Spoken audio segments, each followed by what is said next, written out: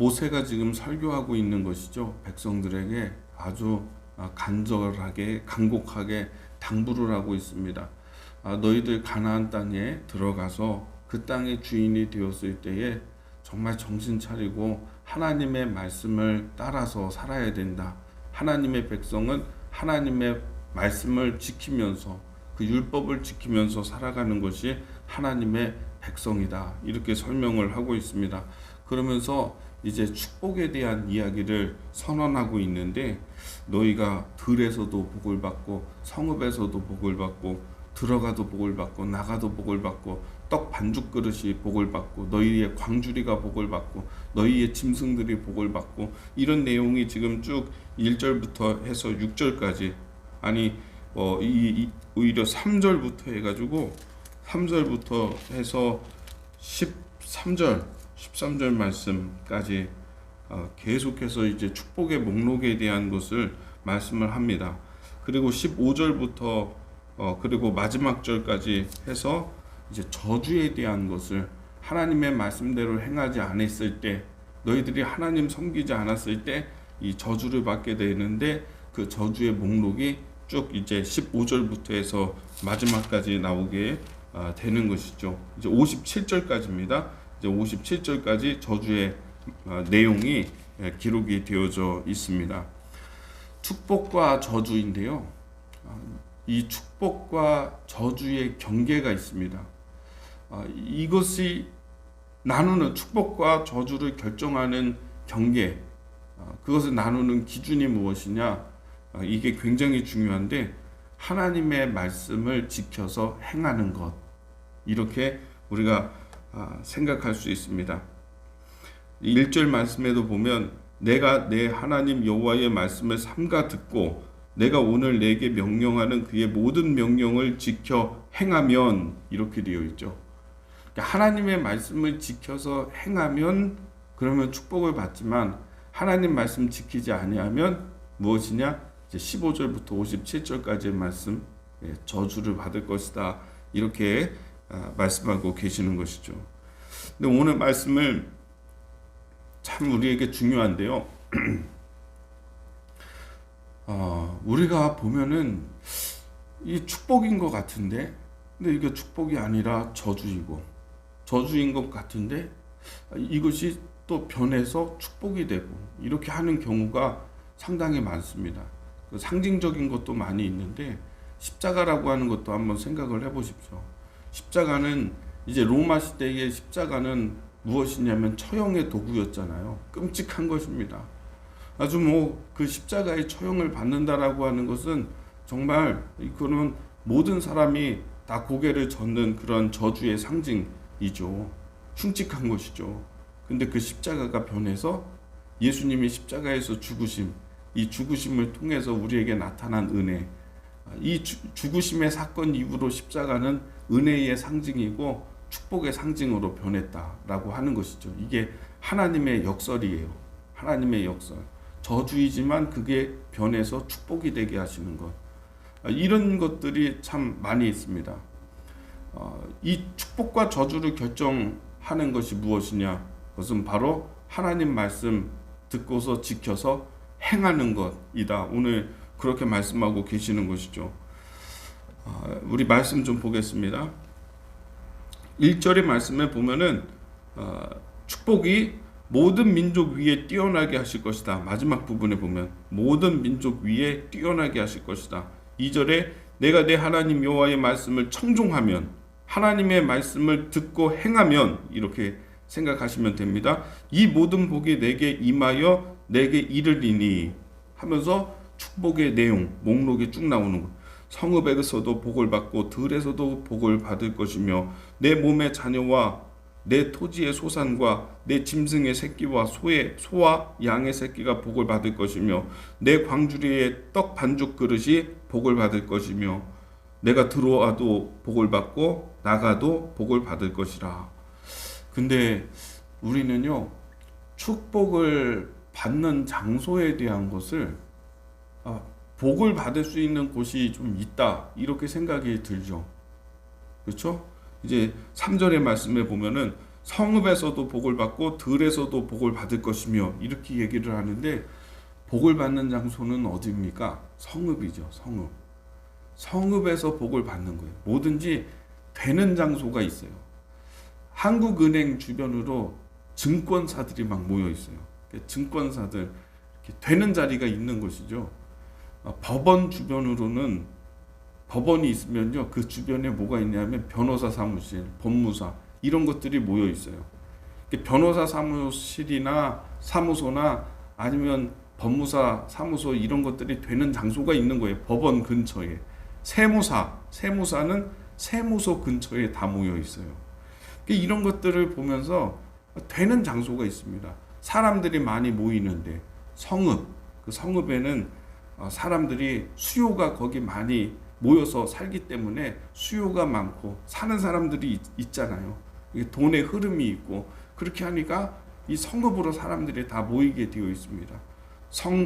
외곽이 성벽이 있기 때문에 적군으로부터 잘 그 성읍을 보호할 수 있기 때문에 사람들이 다 이렇게 모이는 것이죠. 성읍으로. 사람들이 많고 수요가 많으니까 당연히 장사를 하면 잘 되고 잘 되는 자리가 있다라고 하는 것입니다. 엉뚱한 데에다가 뭐 시작하면 되겠습니까? 뭐든지 이렇게 사람들이 모이는 자리, 이렇게 수요가 좀 있는 자리, 복을 받을 수 있는 자리, 이런 데에서는 복을 받을 것이다. 이렇게 얘기하면 전혀 이상하지 않죠. 근데 들에 나가도 복을 받을 것이다. 성읍에서도 복을 받지만은 그러나 들에서도 복을 받는다. 이렇게 말씀을 하고 계시는 것이죠. 여러분, 하나님의 말씀 지켜서 행하는 사람은 우리가 볼 때에는 참 들에서는 복을 받을 것 같지 못합니다. 이게 내가 뭐 여기 사람도 없는데, 그리고 이런 어떤 것들을 이끌어 나갈 수 있는 인프라도 없는데, 뭔가 근거가 있어야지 복을 받지. 근데 오늘 주는 하나님의 말씀은 성읍에서 복을 받고, 만약에 이 성 밖으로 나간다면 거기서도 복을 받고, 하나님이 계신 곳에서 어느 곳에서든지 우리는 복을 받을 수 있다라고 하는 그런 축복의 선언이라고 하는 것이죠. 빈들에서, 때로는 우리의 인생 가운데 복을 받을 수 없는 빈들과 같은 곳에 놓여 있을 때가 있습니다. 이런 데에서도 하나님의 은혜가 있을까? 이런 생각이 들 때가 있어요. 그러나 하나님은, 천지를 창조하신 하나님, 모든 만물의 주인 되시는 하나님은 여러분 어느 곳에서든지 우리를 축복할 수 있습니다. 빈들에서 뭐 먹을 수 있을까? 광야에서 먹을 게 있을까? 하나님께서 광야에서, 성읍에서 먹이신 게 아니라 광야에서 이스라엘 백성 40년 동안 먹이셨잖아요. 그렇죠? 예수님께서 빈들에서, 광야에서 백성들에게 말씀을 가르치시다가 백성들이 기진하고 배가 고플 때에 보리떡 5개 물고기 2마리를 가지고서 5,000명을 다 먹이셨잖아요. 빈들인데 어떻게 5,000명을 먹일 수 있어? 여긴 성읍도 없는데, 가게도 없는데. 그러나 예수님은 하시고자 하면은 하신다. 하나님은 축복하고자 하시면은 축복하신다. 어떤 상황이든지 여러분, 우리가 빈들에서는 참 복받을 수가 없을 것 같아. 이런 생각이 들 때가 많죠. 내가 지금 빈들에 있는 것 같아. 라는 생각이 들 때가 있죠.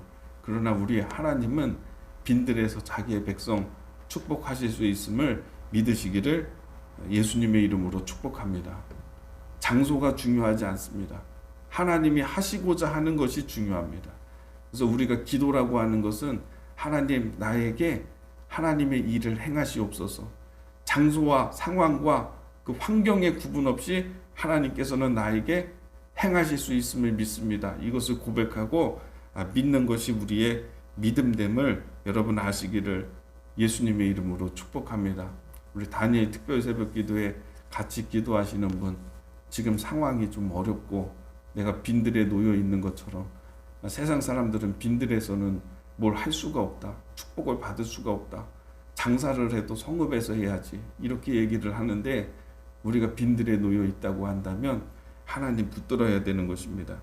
말씀 처음부터 이렇게 3절부터 보면은 성읍에서도 복을 받고 성 밖에 나가서 빈들에 놓이게 된다면 그 들에서도 복을 받을 것이며 내 몸의 자녀와 내 토지의 소산과 내 짐승 새끼 그리고 소와 양의 새끼가 복을 받을 것이며 참 재밌는 표현이 또 나옵니다.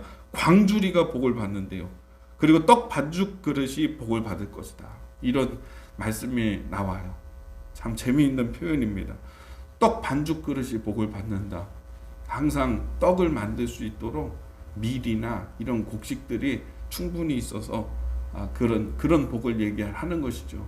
떡 반죽 그릇이 복을 받고 예를 들어서 운전을 하면서 이렇게 생업이 운전하시는 분들이라고 한다면은 내 자동차가 너희의 그 자동차가 복을 받을 것이며 이런 얘기가 되는 것이죠. 피아노를 연주하는 사람이라고 한다면은 하나님이 하시는 축복이 너희 피아노가 복을 받을 것이며 이런 얘기가 되는 거예요. 참 재밌는 표현인 것입니다. 우리가 사용하는 것들조차도 하나님께서는 축복하신다. 여러분, 모든 게 다 하나님의 것입니다. 우주가 하나님의 것이고, 그리고 이 세상에 보이는 존재하는 모든 게 다 이 하나님의 것이에요. 물을 포도주로 바꿔가지고 잔치를 성대하게 끝내게 하시는 예수님의 능력, 물을 포도주로 바꾸시는 능력, 지금 있는 것들을 하나님께서는 바꾸시는 그런 능력이 계시잖아요. 다 하나님의 것입니다. 우리는 금덩이 한 이렇게 1kg만 있다고 하면 얼마나 좋겠습니까? 얼마나 가치 있고 비싸겠습니까? 하나님은요, 어떤 것을 가지고서도 그런 것들을 만드실 수 있고 자원이 풍부하시다. 이렇게 여러분 믿을 수 있게 되기를 바랍니다. 자원이 풍부하시다. 저는 그런 생각을 해요. 제가 기도할 때에도 하나님께 항상 말씀드리는 게, 하나님, 저 밖에 보면 이 시흥 사거리에 얼마나 많은 사람들이 지나다니는데요. 저 다 하나님의 사람인데 저 사람들. 나는 이 사방을 둘러보면은 이 뒤편으로 이쪽으로는 금천 힐스테이트 1800세대가 있고요.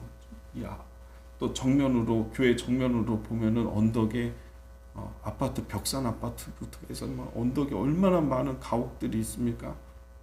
저 뒤쪽으로는 또한 안양, 광명, 이 금천구, 구로구, 여기에 하나님의 신실한 사람들 굉장히 많습니다.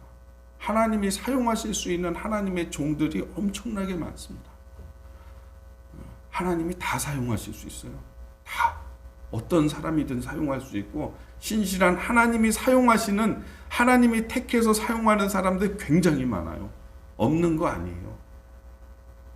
하나님이 우리가 오늘 이 말씀의 조건이 뭐냐면, 지켜서 행하면, 내가 너희에게 분부한 것들을 지켜서 행하면 내가 너희들 축복할 것이다. 들에서도 성읍에서도 축복할 것이다. 떡 반죽 그릇을 축복할 것이다. 광주리를 축복할 것이다. 오늘 이렇게 말씀하고 계시잖아요. 중요한 게 뭡니까? 행하는 것입니다. 하나님의 말씀을 그냥 내가 아는 거, 하나님의 말씀을 내가 그렇게 지금 생각하고 있는 거, 이게 중요한 건 아니에요. 생각하는 것과 행하는 것은 달라요. 그래서 내가 하나님의 말씀을 안다, 이게 아니라 그 말씀대로 행하면, 지켜서 행하면, 그렇게 살면 내가 이렇게 해주겠다 하시는 하나님의 말씀, 이 원리를 기억할 수 있게 되기를 바랍니다. 여러분 반드시 기억하십시오. 하나님에게는 자원이 풍부합니다. 다 하나님의 사람이에요. 다 하나님이 움직일 수 있는 사람이에요. 다 하나님이 사용할 수 있는 도구가 너무너무 많아요. 이 우주 만물이 다 하나님의 것이에요. 이 광물들이 다 하나님의 것이에요. 그걸 다 바꾸실 수 있어요. 다 그걸 하나님은 운행하시고 움직일 수 있어요. 그러니까 들에서도 복받게 할 수 있어요. 이 사실을 믿고 그 하나님께 오늘 말씀 지켜서 행하면, 축복과 저주의 경계가 뭐냐? 지켜서 행하면 이거예요. 그래서 하나님 말씀대로 지켜 행하는 여러분의 삶이 되기를 예수님의 이름으로 축복합니다.